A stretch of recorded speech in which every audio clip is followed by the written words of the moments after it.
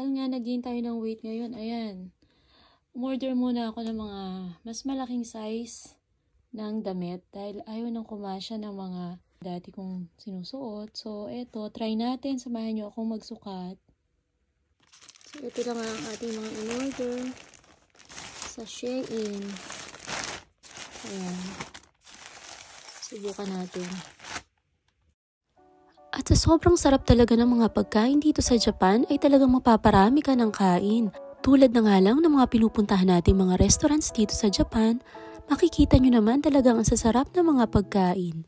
Kaya hindi may iiwasang tumaas talaga ang timbang at eto kailangan ko na magpalit ng size ng damit. At umorder nga lang ako ng ilang damit at sinasabayan ko na ngayon ng exercise para naman hindi magtuloy-tuloy ang pag-gain ng weight.